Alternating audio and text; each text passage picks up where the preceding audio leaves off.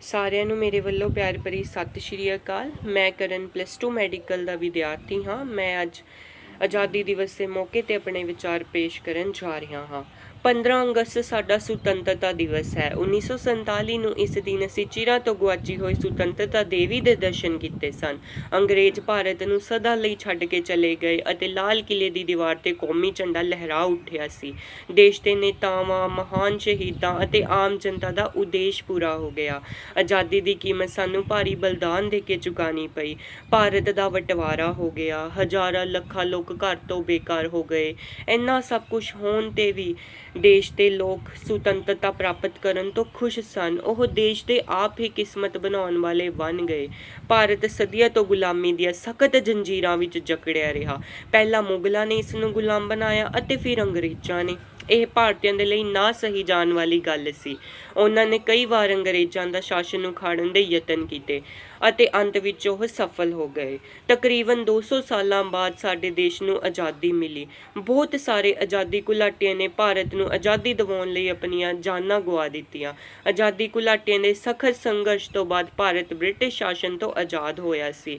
ਭਾਰਤੀ ਸੁਤੰਤਰਤਾ ਸੰਗਰਾਮ ਦੇ ਅਨੇਕ ਅਧਿਆਏ ਹਨ ਜੋ 1857 ਦੀ ਬਗਾਵਤ ਤੋਂ ਲੈ ਕੇ ਜਲਿਆਂਵਾਲੇ ਨਰਸੰਹਾਰ ਤੱਕ, ਨਾ ਮਿਲਵਰਤਨ ਅੰਦੋਲਨ ਤੋਂ ਲੈ ਕੇ ਲੂਣ ਸੱਤਿਆਗ੍ਰਹਿ ਤੱਕ ਅਤੇ ਇਸ ਤੋਂ ਇਲਾਵਾ ਹੋਰ ਹਜ਼ਾਰਾਂ ਘਟਨਾਵਾਂ ਹਨ।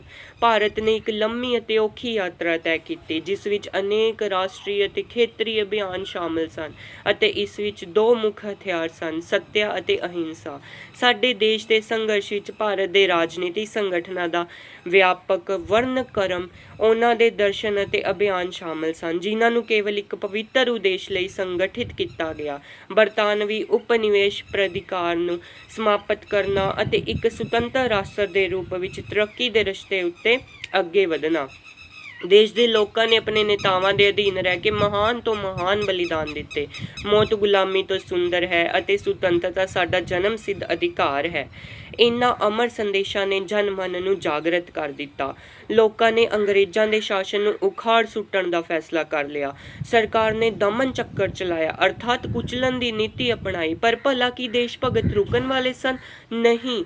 ਦੇਸ਼ ਵਿੱਚ ਕੌਮੀ ਚੇਤਨਾ ਪੈਦਾ ਹੋ ਗਈ। ਭਗਤ ਸਿੰਘ, ਰਾਜਗੁਰੂ, ਸੁਖਦੇਵ, ਚੰਦਰ ਸ਼ੇਖਰ ਅਤੇ ਬਟੂਕੇਸ਼ਵਰ ਵਰਗੇ ਜਵਾਨ ਕ੍ਰਾਂਤੀਕਾਰੀਆਂ ਨੇ ਹਿੰਸਾ ਦਾ ਸਹਾਰਾ ਲੈ ਕੇ ਅੰਗਰੇਜ਼ਾਂ ਨੂੰ ਦੇਸ਼ ਵਿੱਚੋਂ ਬਾਹਰ ਕੱਢਣ ਦੇ ਯਤਨ ਕੀਤੇ। ਸੁਭਾਸ਼ ਚੰਦਰ ਬੋਸ ਵਰਗੇ ਮਹਾਨ ਨੇਤਾਵਾਂ ਨੇ ਵਿਦੇਸ਼ਾਂ ਵਿੱਚ ਜਾ ਕੇ ਆਜ਼ਾਦ ਹਿੰਦ ਫੌਜ ਨੂੰ ਇਕੱਠਾ ਕਰਕੇ ਅੰਗਰੇਜ਼ਾਂ ਦਾ ਮੁਕਾਬਲਾ ਕੀਤਾ। ਮਹਾਤਮਾ ਗਾਂਧੀ, ਜਵਾਹਰ ਲਾਲ ਨਹਿਰੂ, ਰਜਿੰਦਰ ਪ੍ਰਸਾਦ, ਮੌਲਾਨਾ ਆਜ਼ਾਦ, ਸਰੋਜਨੀ ਨਾਇਡੂ, ਸਰਦਾਰ ਵੱਲਭ ਭਾਈ ਪਟੇਲ ਆਦਿ ਰਾਸ਼ਟਰੀ ਅੰਦੋਲਨਾਂ ਦੇ ਆਗੂ ਬਣੇ।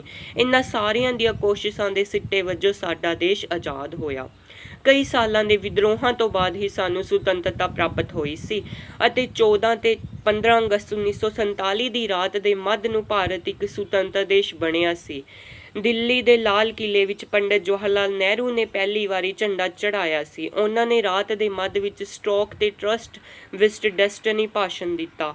ਪੂਰੇ ਰਾਸ਼ਟਰ ਨੇ ਉਹਨਾਂ ਨੂੰ ਪੂਰੀ ਸੰਤੁਸ਼ਟੀ ਨਾਲ ਸੁਣਿਆ। ਉਦੋਂ ਤੋਂ ਹਰ ਸਾਲ ਸੁਤੰਤਰਤਾ ਦਿਵਸ ਤੇ ਪ੍ਰਧਾਨ ਮੰਤਰੀ ਦਿੱਲੀ ਵਿੱਚ ਲਾਲ ਕਿਲੇ ਤੇ ਰਾਸ਼ਟਰੀ ਝੰਡਾ ਲਹਿਰਾਉਂਦੇ ਹਨ, ਤਿਰੰਗੇ ਨੂੰ 21 ਤੋਪਾਂ ਦੀ ਸਲਾਮੀ ਵੀ ਦਿੰਦੇ ਹਨ।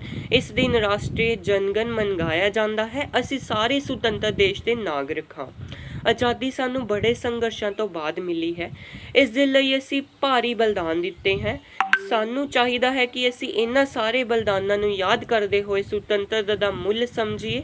15 ਅਗਸਤ ਦੇ ਸ਼ੁਭ ਦਿਨ ਸਾਨੂੰ ਇਹ ਪ੍ਰਤਿੱਗਿਆ ਕਰਨੀ ਚਾਹੀਦੀ ਹੈ ਕਿ ਅਸੀਂ ਛੋਟੀਆਂ ਗੱਲਾਂ ਨੂੰ ਛੱਡ ਕੇ ਦੇਸ਼ ਦੀ ਏਕਤਾ ਦੇ ਲਈ ਜ਼ਰੂਰ ਤਿਆਗ ਦਈਏ। ਤਾਂ ਹੀ ਸਾਡੀ ਸੁਤੰਤਰਤਾ ਸਾਨੂੰ ਪੂਰਾ ਸੁੱਖ ਦੇ ਸਕੇਗੀ ਅਤੇ ਸਾਡਾ ਸਿਰ ਸੰਸਾਰ ਵਿੱਚ ਉੱਚਾ ਹੋ ਸਕੇਗਾ। ਧੰਨਵਾਦ।